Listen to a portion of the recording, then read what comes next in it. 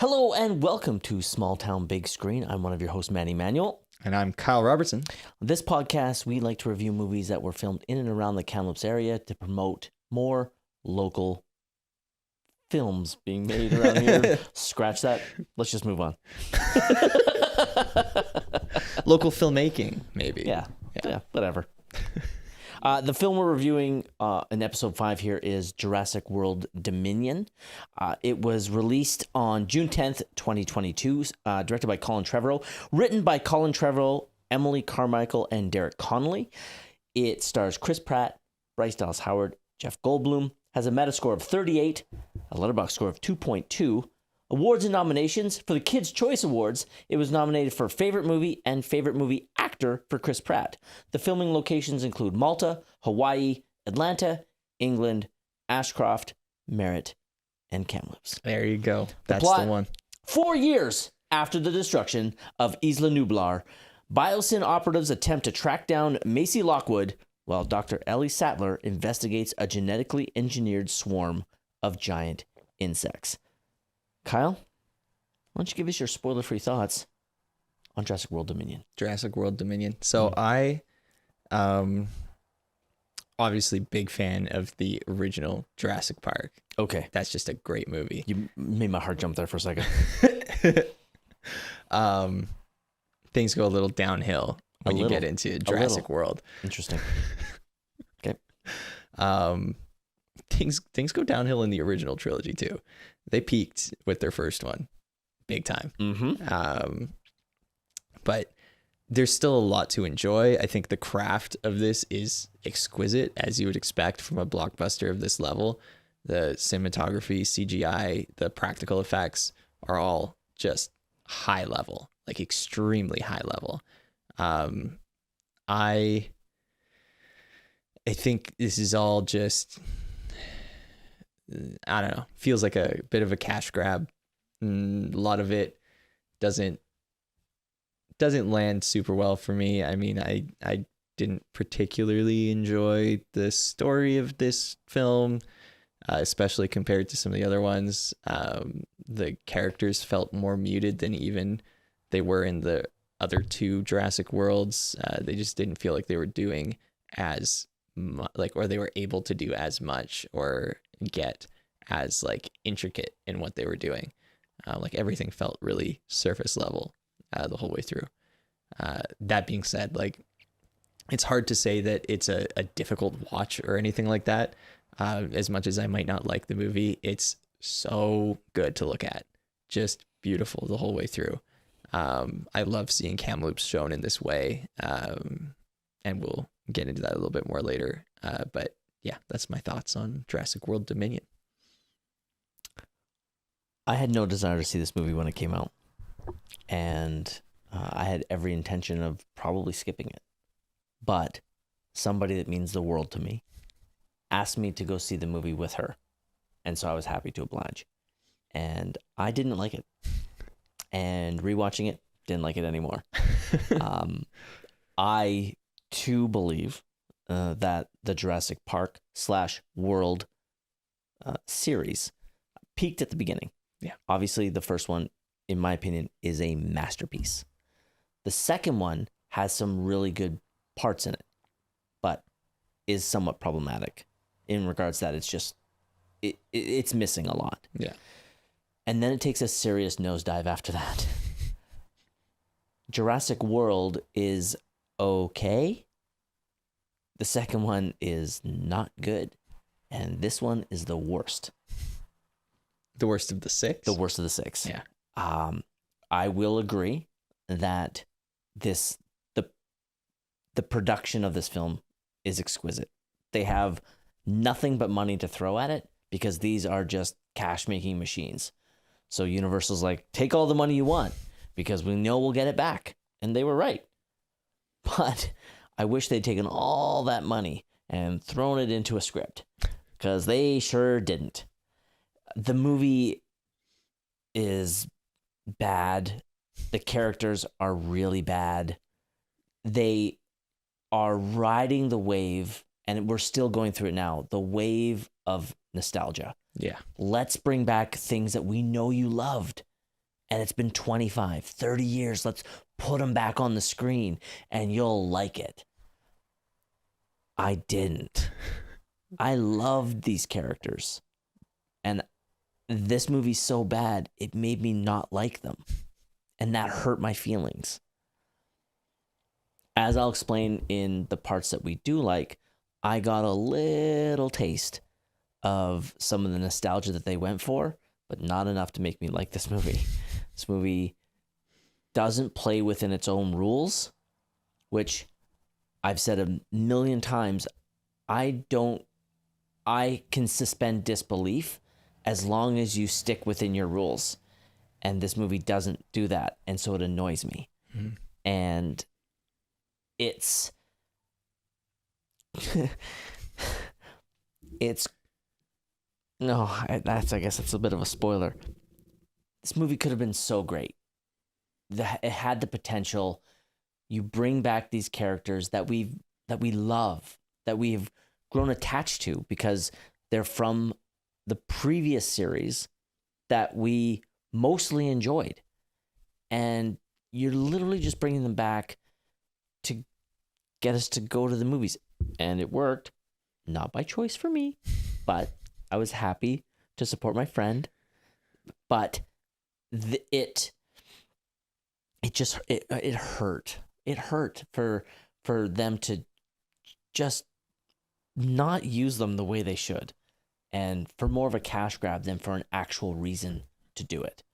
And so, this movie, not good. Looks great, made great, not great. That's my take. Okay. But we're here to let's discuss some of the things we did like. Yeah. So we'll get into spoilers and we're going to talk about the 5 things, our 5 favorite things in the movies. I'll go first. Sounds good. My number 5 is you're going to see maybe a little bit of theme. Make sure everyone knows we're in spoilers. Mm-hmm. I did like at the end that Dr. Grant and Dr. Sadler are back together. And they make it apparent that they are definitely back together and they're going to be together going forward. It doesn't set up more films, even though it kind of does. Yeah. These are 2 characters I really love from the first film.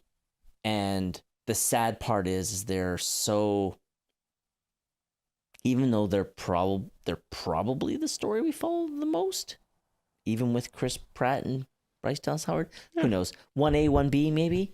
Yeah. Their story I didn't like, but these are 2 characters that I have such an affection for that I really wanted to see them together.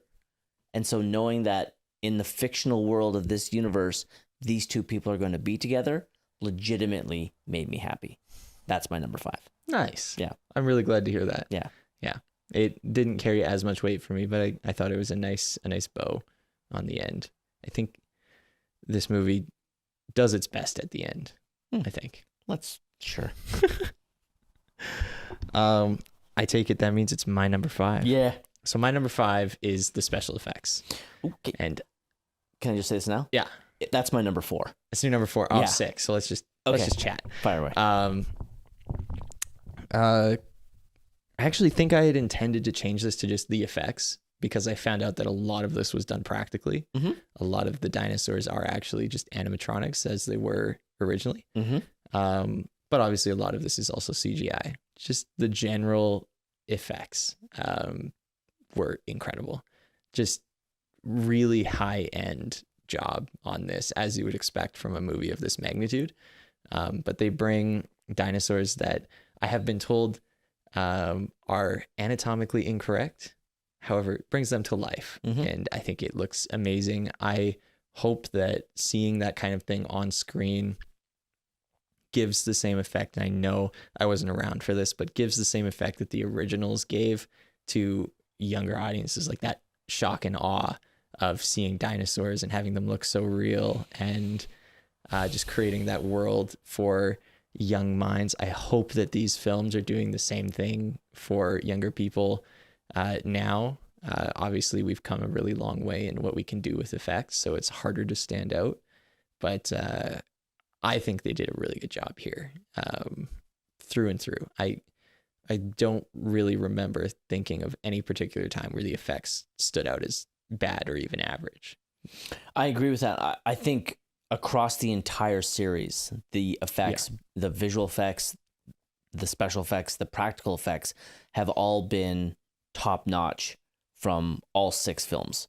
And that was why it was my number 4. The dinosaurs in this absolutely look phenomenal. At no point are you taken out of the movie and feel like, oh, I'm just watching CGI.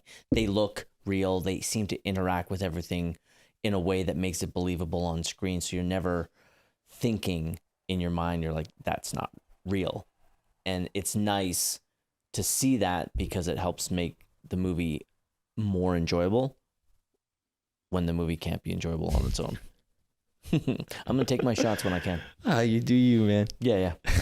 So we actually have to jump right to your number 4. My number 4. Yeah. My number 4 is the needle hands dinosaur. Okay. Yeah, I liked it a lot. I don't know if it's real.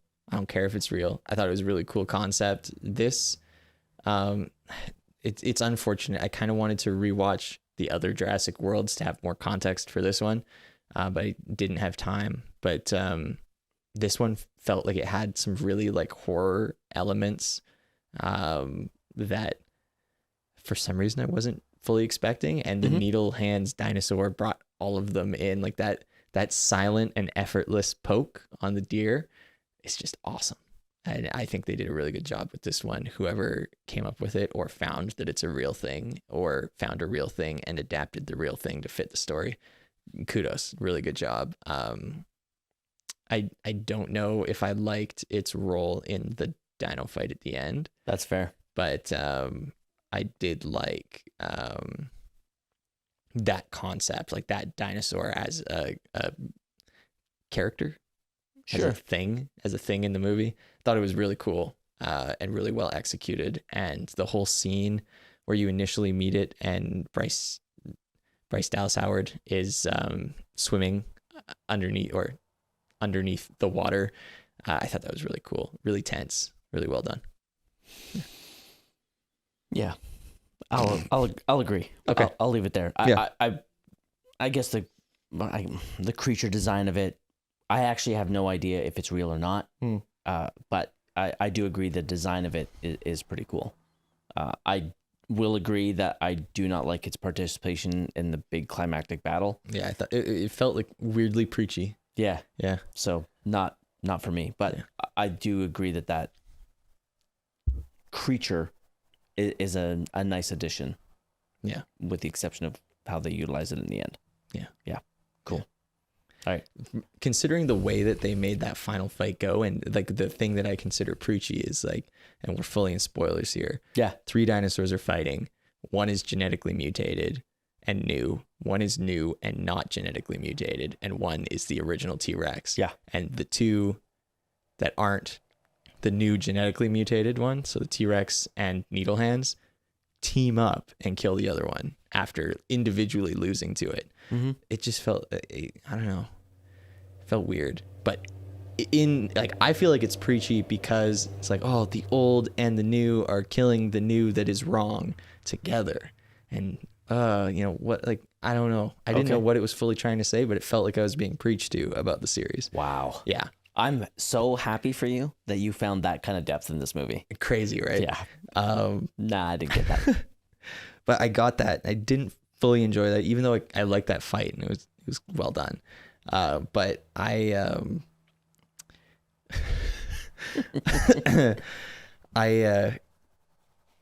lost my train of thought. No, you're good.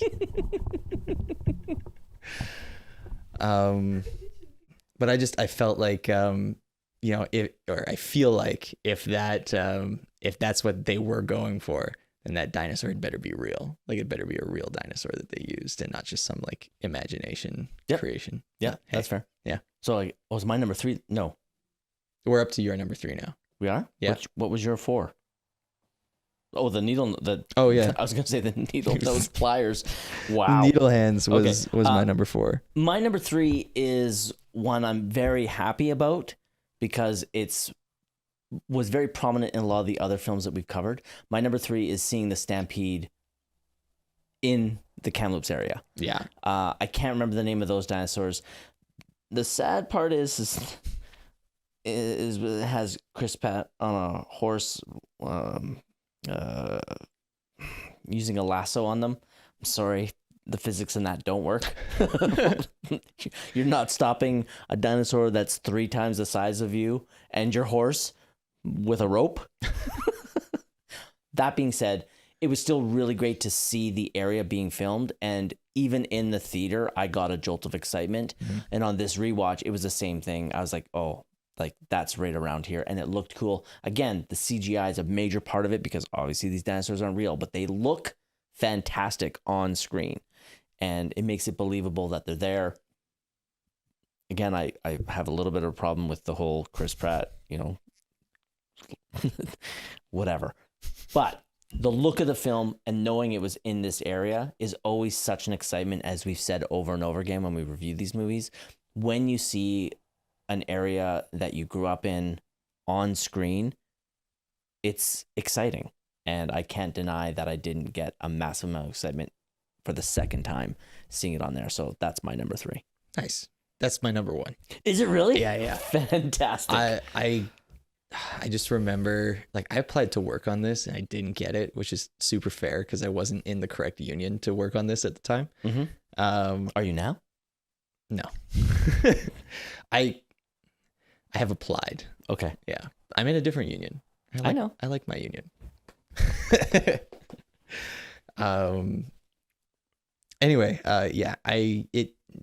we talk about this time and time again on the show, is that like that bit of excitement you get seeing Kamloops and seeing places you recognize. I got that big time. Like I enjoyed that a lot. I was excited about this movie ever since I found out it was happening. I was applying to work on it, and it was the like, oh, will I get it? Will I not? Kind of thing. And also all of the like press that came out about it, all of these kind of like little things. Just every week there was a different little like news tidbit.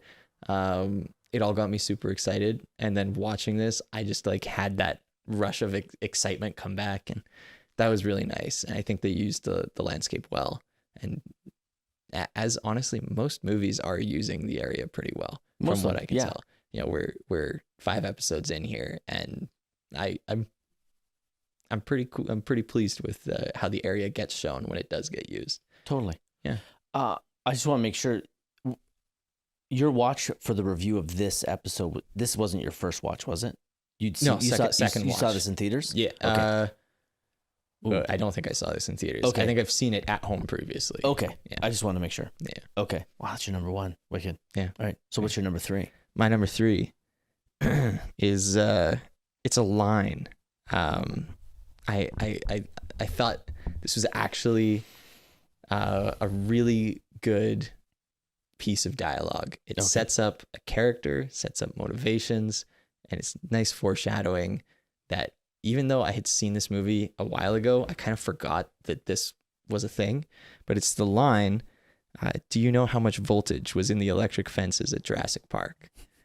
I enjoyed the crap out of this. It sets up, I forget the character's name, unfortunately, but it sets up this character's, he's the assistant to the CEO of Biosyn. Mm-hmm. It sets up the fact that he is, and we're in spoilers, that he is working against Biosyn. Mm-hmm. And the fact that like you can take it as a dig at them for not being the cool new version of Jurassic Park that Biosyn is, and using the dinosaurs for the future. And that's how you're initially supposed to take it. Obviously, it's like kind of got a double use going on because he doesn't like the containment of any dinosaurs by anyone, as we find out later when he betrays Biosyn for the interests of the world and not plunging everyone into like famine. So good for him. But I like that line a lot. I like the line a lot because of Dr. Grant's reaction. Yeah, it's also really good. Yeah.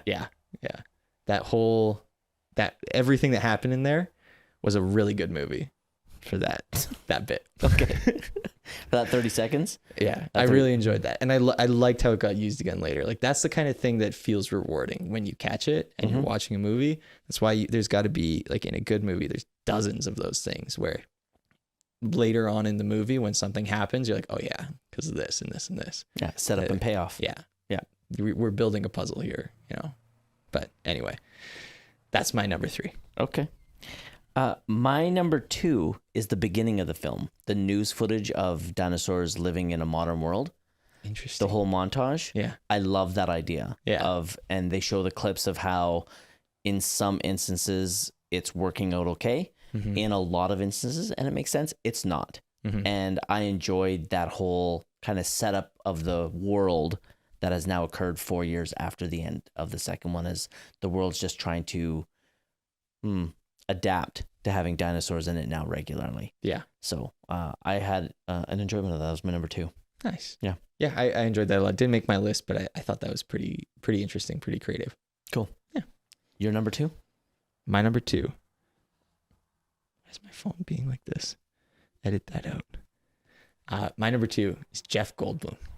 Just Jeff Goldblum. Jeff Goldblum. Okay. I thought that it's unfortunate because I thought that all of the original characters had moments where they maintained the original character a little bit and were able to get that through the filter of the story that was being told.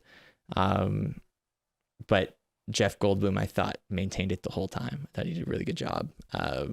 He's obviously a pretty comedic guy. I can't tell if you are angry at me. No, I am legitimately itching. Okay.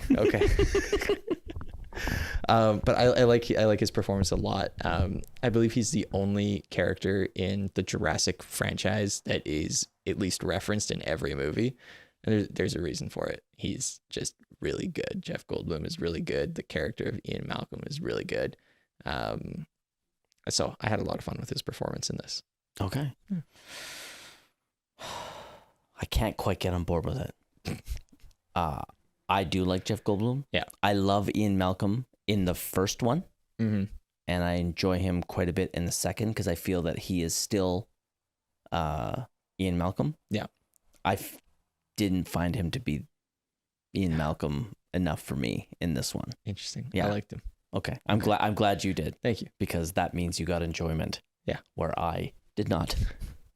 Well, what did you enjoy the most? What I enjoyed the most was a complete nostalgia hit. It's when Dr. Sadler and Dr. Grant first see each other at the beginning, and Michael Giacchino, the composer for this film, throws in the original John Williams theme underneath as they're meeting, and it just hit me right here in the heart. I was like, oh, that theme is so delicious. And seeing these two characters reunited, this was a moment where their intentions of bringing those characters in this movie worked because they gave me what I was looking for. Sadly, it's the first meeting and it doesn't continue on. But here you can see Dr. Grant is regretting letting her go. She had a life. We found out she married, had 2 kids. They're older. She's no longer with this man, so it sets up the ability for these two to flirt without it being creepy or horrible. And you can see they have that connection that we knew that they had in the first one. And it's these longtime loves that have grown apart, but they carry a flame, they carry a torch for each other, and they've now reunited, and they're both excited to be together, but they don't want to admit it to the other one. But it's easy to see on screen. And it's throughout this whole scene, it's easily my favorite part, running away. And it is because of the performances of the 2 actors and the inclusion of the original Jurassic Park theme underneath. That just tickles my heart. It's my number 1. Nice. Yeah. That's awesome. Thank you. I like that as a number 1 a lot. Thanks. Good job. So let's get into what we didn't like about this movie. Are you starting us off? I will start us off. Your one thing that you didn't like about this movie. I can only pick one? There's a lot. Yeah. A lot. And I'm going to leave it at the... There's so many things that upset me about this movie. So I'm just going to go with the one that has annoyed me throughout the Jurassic World franchise. And it is also, I want to state full on, I know that saying this bothers me makes me a hypocrite because you have to suspend disbelief to be able to enjoy movies. I can't suspend disbelief for this. The very fact that Chris Pratt can control dinosaurs with the palm of his hand bothers me to no end. The very fact that he can hold up his hand and every dinosaur will stop whatever they're doing because the palm of his hand holds magical powers. I just can't get on board with. I can't do it. I can't. I am willing to suspend disbelief in hundreds and thousands of other movies of things that are, I'll be honest, way worse than this. Mm-hmm. I just can't do it. I can't. They set it up just fine in the first one because he raised those raptors.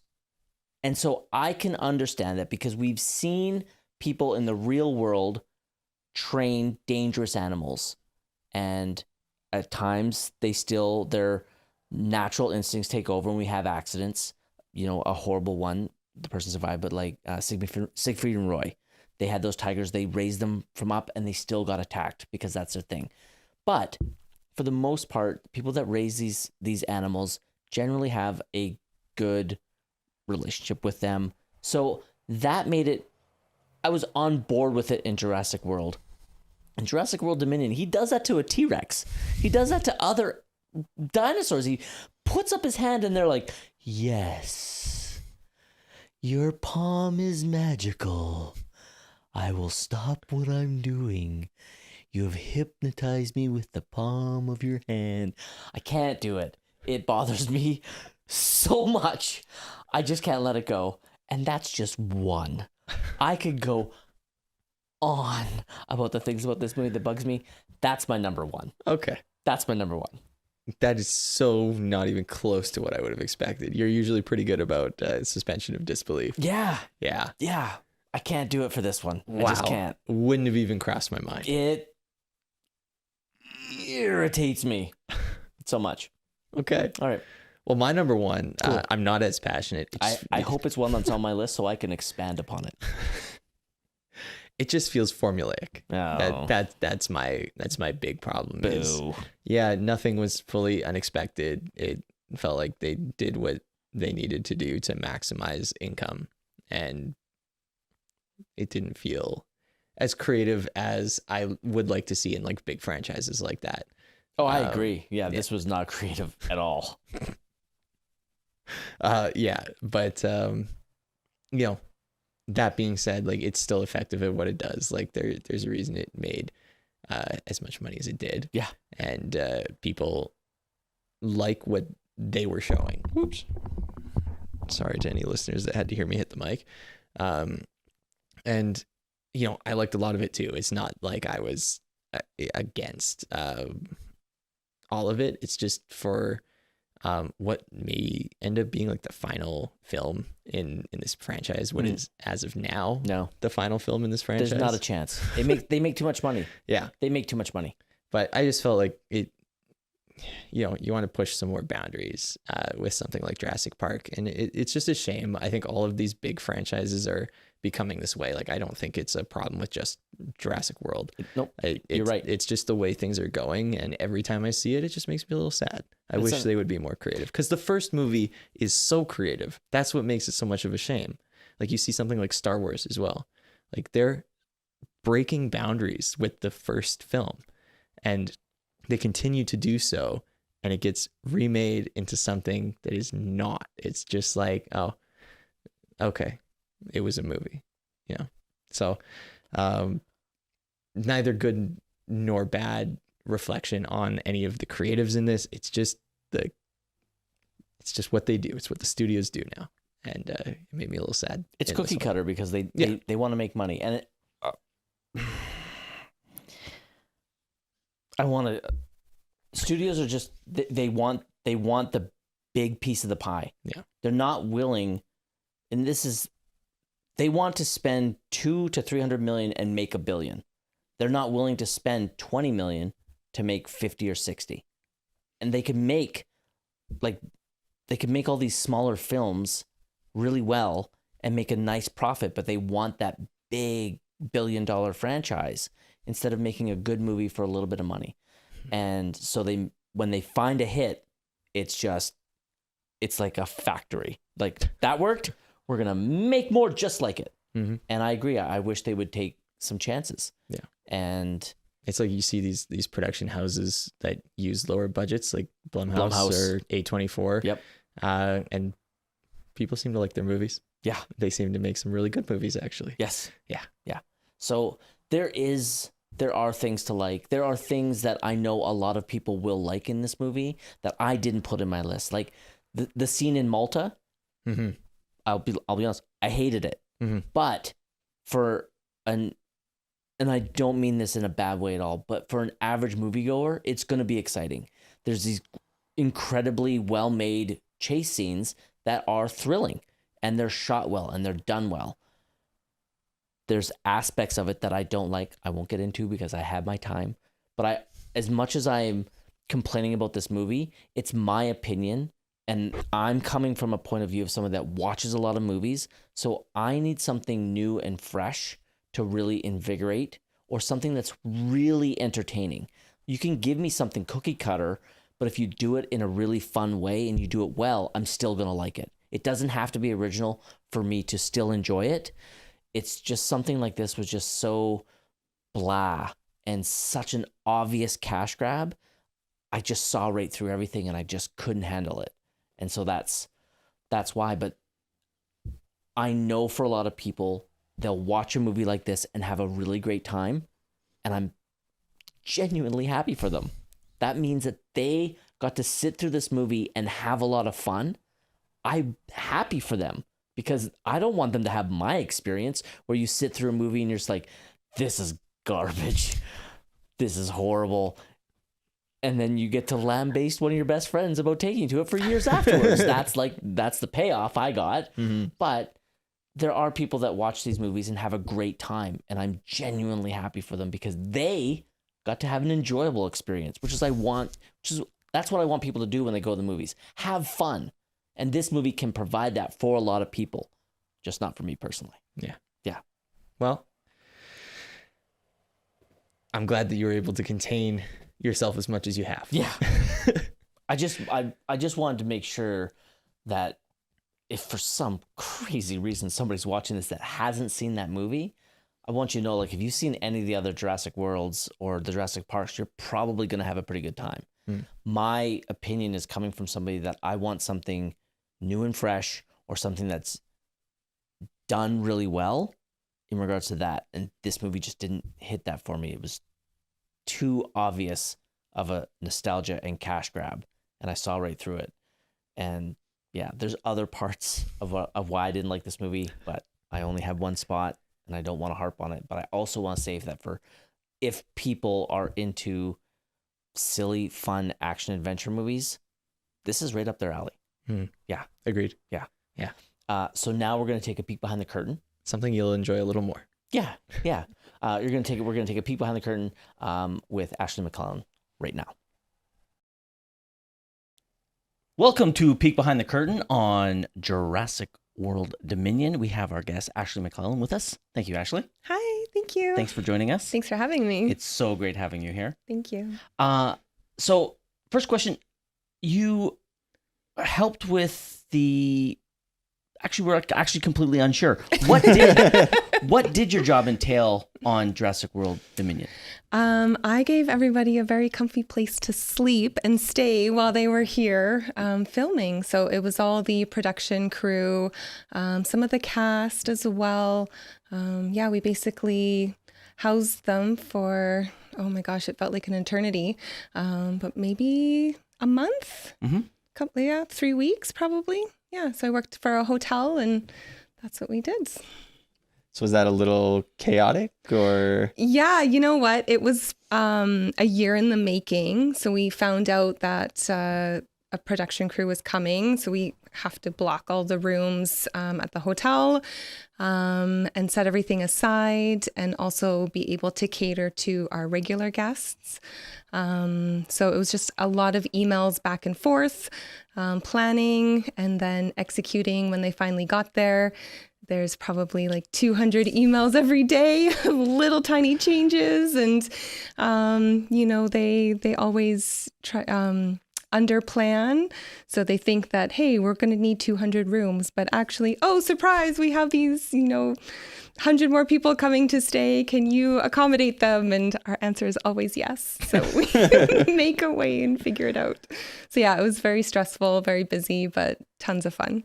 Awesome. Mm-hmm. What did you enjoy about having some of the cast and most of the crew at the hotel? It was really, really interesting. I mean, having them there felt like just a snippet of everything that we did.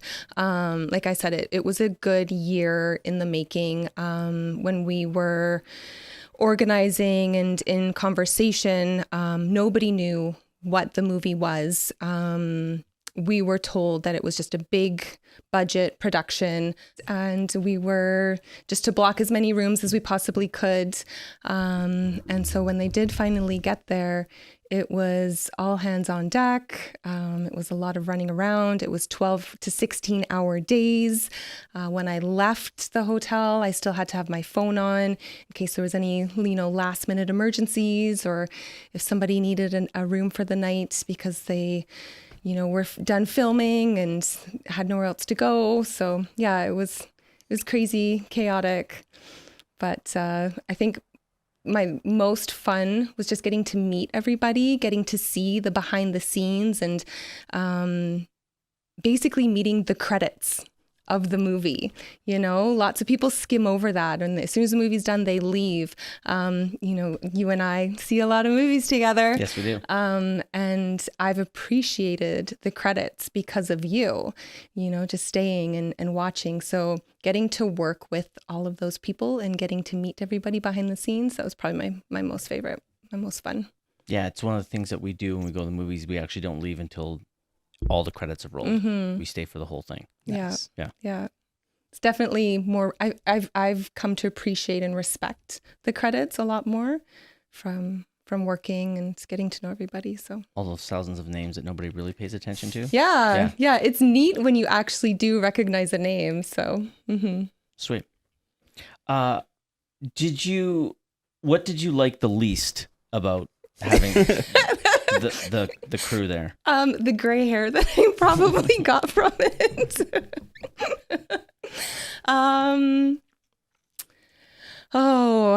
So when everybody asks what I did for the hotel, the best way to describe my job, so I was a sales manager. So it was my job to fill the hotel, to make sure that we were sold out every night. That was my job. In a nutshell, it was, I make miracles happen and I put out fires. There were a lot of miracles and a lot of fires put out for the duration of this stay. We had logistics come. They weren't originally supposed to stay with us. I think they needed anywhere from like 40 to 60 extra rooms that we did not have. And you just get really creative. You work with other hotels in the community. We were very fortunate that the hotel that I work for had 2 properties here in Kamloops. So we moved a large group of, I think it was like a couple tours that we were contracted with. We just moved them to another hotel so that we could accommodate logistics. But logistics is crazy. It is a crazy horse. They change on a dime. You think you've got, a full list of, okay, these 20 people are coming in tonight, but they're leaving in the morning and another 20 are coming in the afternoon. So the rooms have to be flipped. They have to be ready. And then at 1 o'clock in the morning, there'll be another 10 people coming in.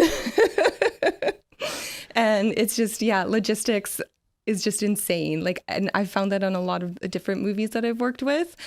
Oh my gosh, like that would be so stressful for me. That's the one department that I want nothing to do with. But those guys, like, they always had a smile on their face. They were always happy. Yeah, so it was neat. Nice. That's probably the most stressful. It's just all the little changes and having to be on the ball and get it done and get creative and finding solutions to the problems. So Sweet. Yeah. And what was the atmosphere kind of around the hotel, like with the staff and everything, having a large budget movie in town? So it was very hush hush. I think there was only maybe 4 people on property that actually knew what the movie was. They had named it something different than Jurassic World Dominion. So we had a code name for it. Everybody in the hotel knew, oh yeah, a movie's coming, big deal. We have movies all the time. Lots of people come and stay. We're used to it. But nobody really knew that it was Jurassic World that was coming. So we called it Arcadia, I believe, was its name. And there was only 4 people on property that actually knew what it was, knew the stars that were in it that could potentially be walking through the hotel. So yeah, it was just very hush hush, but at the same time really exciting. When they started arriving and everybody started coming and staying, they kind of came in like groups. So we had like visual effects came in towards the end, and then all the production staff came. In the beginning, we had the directors, the assistant directors, the producers, all those people that I have no idea the difference of their jobs. You always make fun of me for that. But they all came, and it was just shuffling and moving people, and you've got to make sure that housekeeping is very like on the down low, and you don't talk about it in the hallways because we have other guests that have nothing to do with the film. Yeah, I think it was just really hard keeping it a secret. But yeah, the buzz leading up, we would all be like giggling in the back office, like, oh my gosh, Jurassic World is coming, and it's so crazy, like Chris Pratt's in it and all these other people and da da da da da. And then like another staff member would walk by and we'd be like, so yeah, it was neat. Did you get to meet any of the cast or the director? I got to meet like the directors or producers, those guys, yep. But not any of the big actors. There was a time when Chris Pratt came to film, and I think he had posted like early in the morning driving in, he had posted it to Instagram, and so everybody in Kamloops was like, oh my gosh, Chris Pratt's here, and are we going to see him? And so there's tons of people and media coming to the hotel because they thought that he was staying. He wasn't. We never actually got to see him. But there was a really funny story because one day, so all of their production offices were used in our banquet room. So we had 4 banquet rooms set up. The production crew had their own, logistics had their own, the visual effects guys were all in one. And then there was another that was just kind of like overflow. And there was a guy in visual effects that looked exactly like Chris Pratt. And so I think one of the girls had like walked by, was switching out the rooms or like adding something. And she comes running to the front desk and she's like, oh my gosh, you'll never guess who I just saw. And we're like, who? And they're like, Chris Pratt. I was like, no. Because I'm a huge Marvel fan. And I was like, oh my gosh, Chris Pratt is here. Like I was gonna die. And I'm like, keep it together, Ashleigh, you have to be professional. And I was just like, okay, well, I'm just gonna go quickly talk to my contact, which was the assistant production coordinator.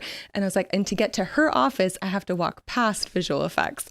So I just like nonchalantly walked by and I'm looking in and I was like, oh, that's not Chris Pratt. So yeah, that was probably the closest I came to meeting anybody. Nice. Did you ever get to go on set while it was being filmed? No. even if I could, like, it would have been after hours because it was so busy. That whole duration, I think, I didn't work less than a 10-hour day. Like, I was usually there from 12 to 14 hours. And by the end of the day, I was exhausted. I was home, to bed, wake up and go right back to the hotel and To go put out some more fires. yeah. It would have been really cool though. For sure. Yeah. Did you feel that it had a positive economic impact on Kamloops of them coming here? I hope so. I mean, it was huge. There was tons of people. I know with our restaurants, so the hotel that we have has restaurants on site as well. They were extremely busy. And once it kind of got out into the community that we had this crew staying with us, there was definitely a lot of people coming in. They had come in for lunch or dinner, hoping to see somebody or meet somebody. Obviously, they didn't realize that none of the big names were staying in Kamloops. But I know a lot of the crew would go out downtown to some of the different shops. So I hope so. I hope it had a big impact. It definitely did for us. It was one of our larger grossing fiscal years, having them stay. So yeah, it definitely was a good thing for us. Nice. Nice. Would you say that movies are like a pretty considerable chunk of kind of the sales of the hotel? Probably not. To be perfectly honest, I mean, Kamloops is a great place for films, and we do have a lot, but they're not really like the big name budgets.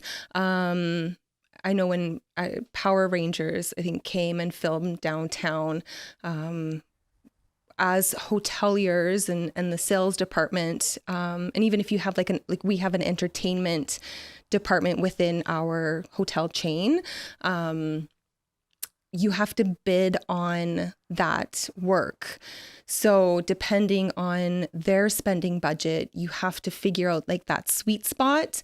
But each hotel is also contracted to additional work. Tours, like summer tours. We have our corporate, any team business, like if there's a big tournament or something that comes through, there's contracts that you have to work around. So it can get tricky. Some movies you can bid on, some you can't.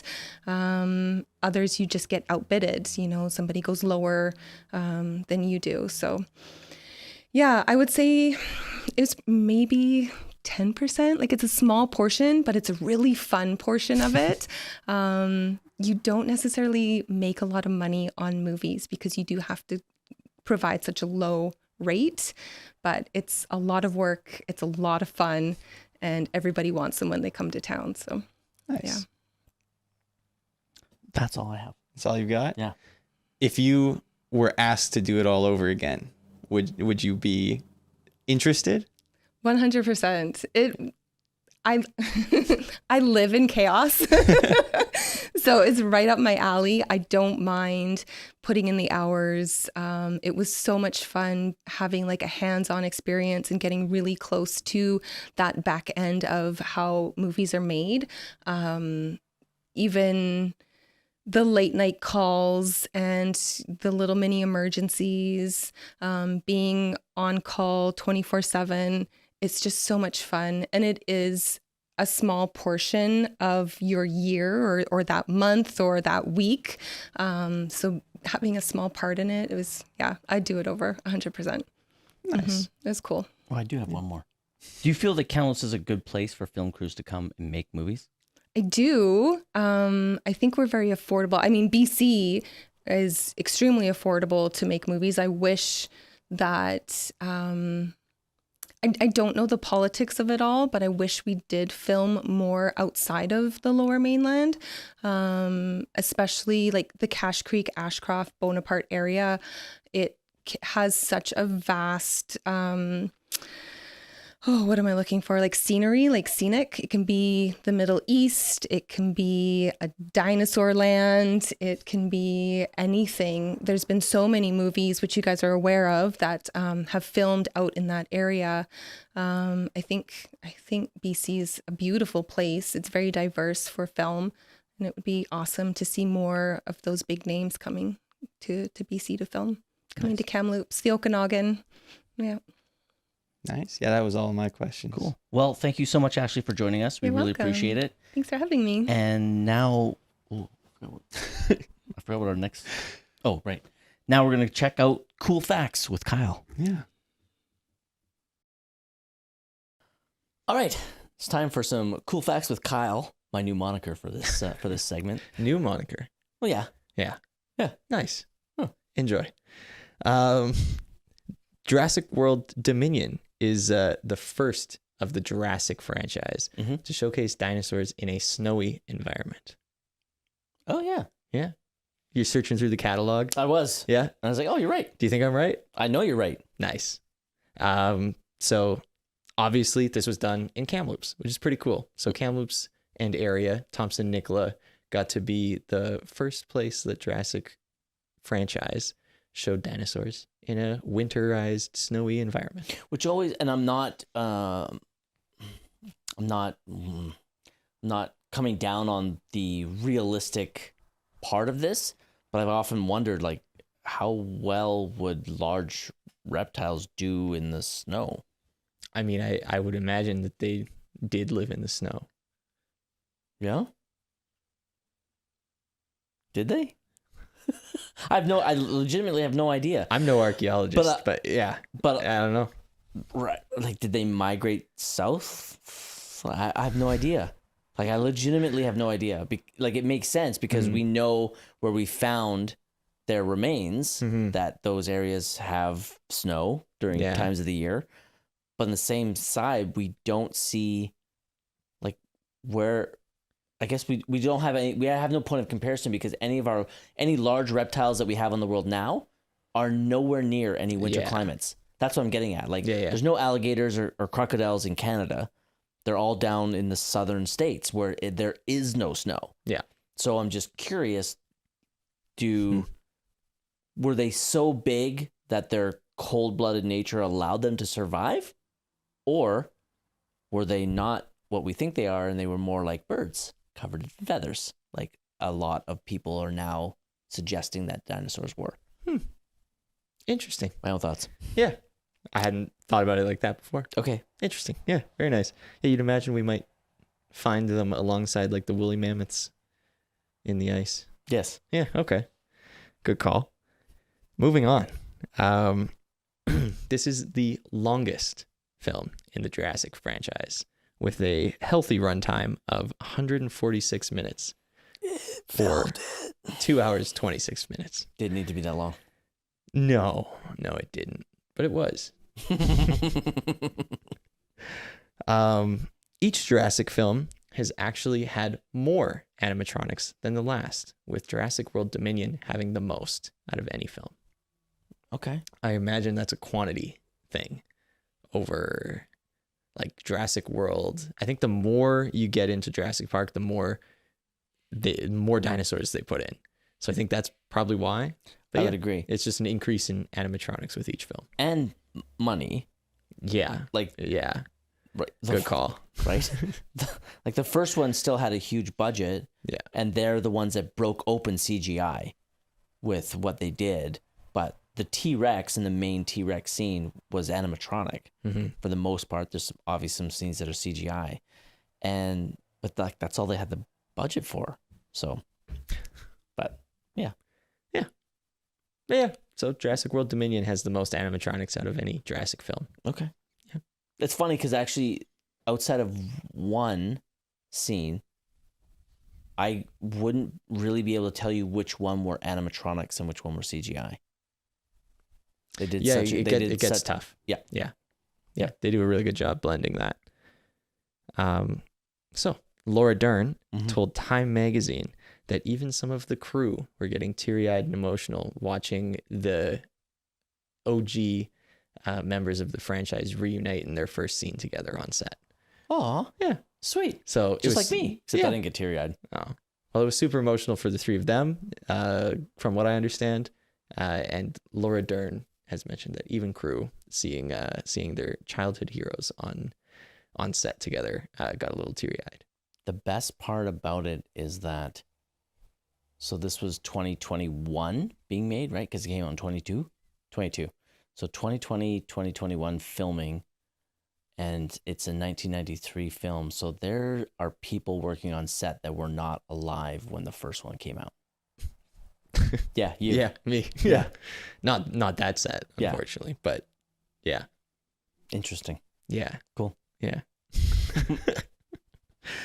I feel so old right now. As you should, all the time. Thank you. You're welcome. Jeff Goldblum is the same age in this film as Richard Attenborough is in the first one. What? Yeah. That's incredible. Right? Pretty cool. Those are my cool facts. I love those facts. Light and breezy. Lemon squeezy. Perfect. So now we can move on to the small town Yep. impact of Jurassic World. This obviously had a massive impact locally. It was all over the news here. The fact that it was here even reached the news in places like Victoria, Vancouver. This was a massive production for us, probably got us on the map for a lot of other smaller productions to come here. So that kind of thing's really cool. But moving on to my actual facts, that's just statement, preamble, if you will. The Thompson-Nicola Film Commission actually made a YouTube series where the mayors of Kamloops and Merritt at the time of filming interviewed producer Patrick Crowley on set, not in the middle of set, but around set, about the impact the film has on the local area. So they talk all about the economics of it all, how the film is using the area, and it's a pretty cool little series if you want to see a couple of mayors talking to. I think there's 2 separate episodes, and I think it was Ken Christensen was mayor at the time here in Kamloops, and they just talked to a producer about how making movies here affects the area and how the area affects like what part of the area they're using for the movie and how, and then you get to see that on screen. So it's kind of a nice companion piece to watching the movie. It would be kind of cool if more films would be big enough to do that kind of thing and help out the area in that way, and help the film commission make this content to help advertise the area. But it was cool to see. Nice. Yeah. I like that. I'll have to check it out. Of course. Obviously the famous one, Chris Pratt took to Instagram to express how beautiful he thought the area was as he arrived. He's quoted on Instagram as saying, "Kamloops, British Columbia is so beautiful. Good Lord, that sun. Wow." That's pretty cool, I think, to get that recognition to so many people. Again, it just like that kind of thing helps advertise us as a filming region, and also just as a beautiful place to be a tourist. I think Kamloops is like, as a local, there's not a lot to do here that people would consider something to do, I would say. But there's a lot to do here as a tourist. I think, especially if you're someone who's inclined into anything to do with nature. Yes. There's a lot to do here. There's a lot of hiking. There's a lot of lakes. There's a lot of fishing. So I always find it, I don't know how you find it, but I find it to be tough to answer the question of like, if I go to Kamloops, what should I do? There's like 5 things that you tell everyone to go to that are kind of like the basic, like, go do this.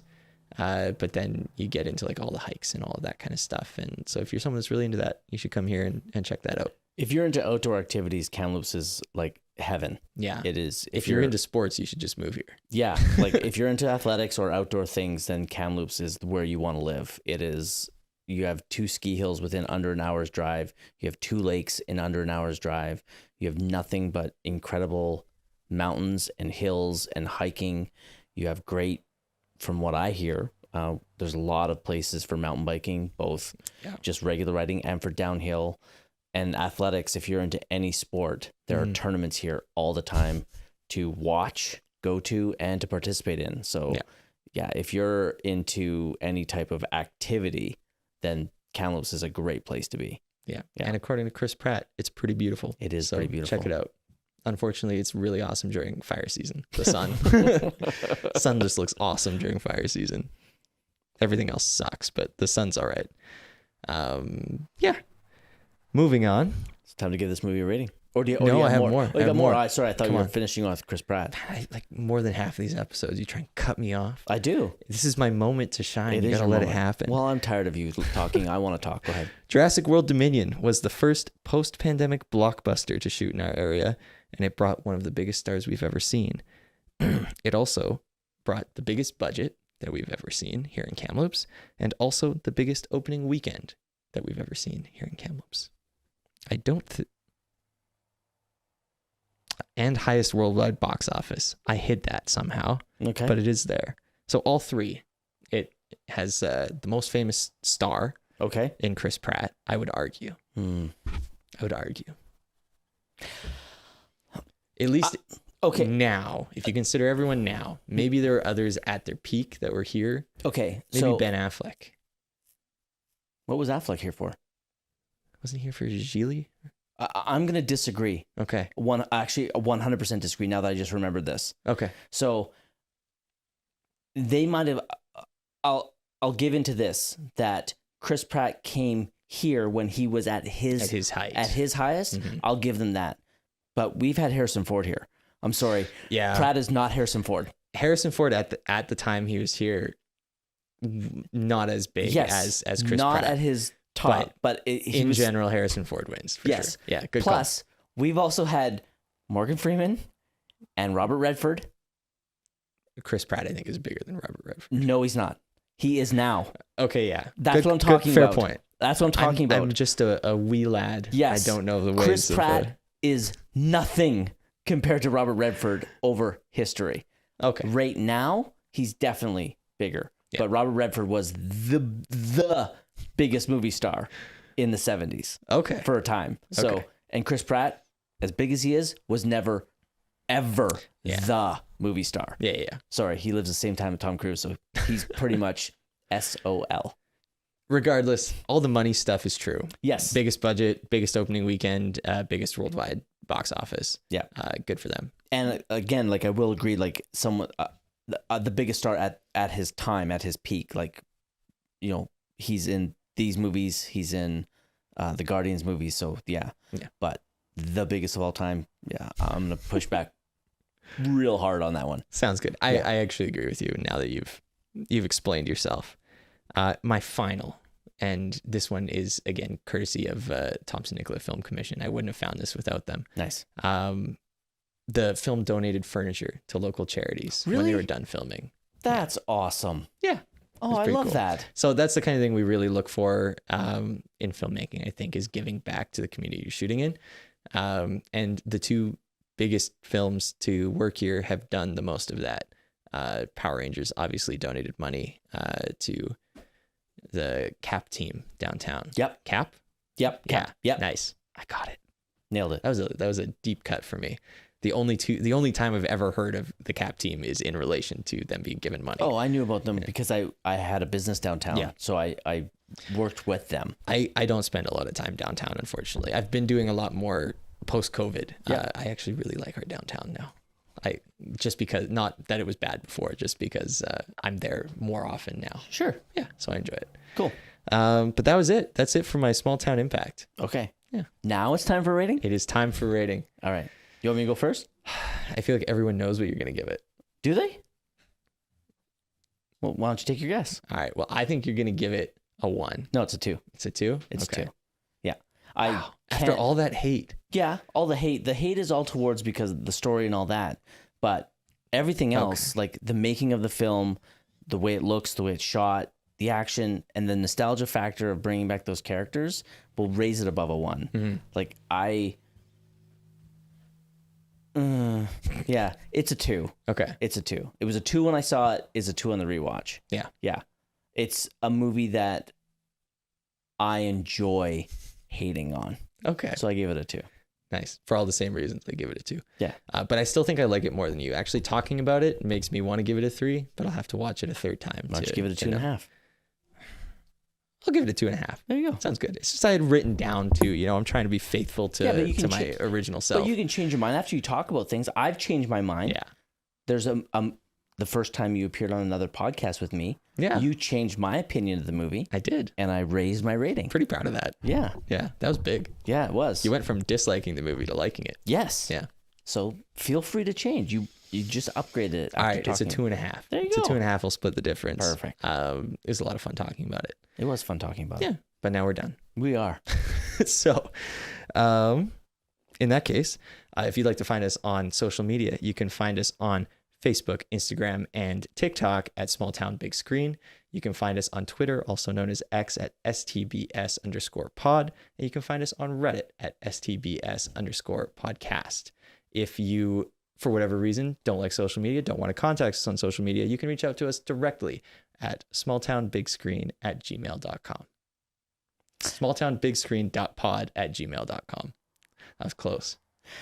For Small Town Big Screen, I'm Manny Manuel. And I'm Kyle Robertson. Adios.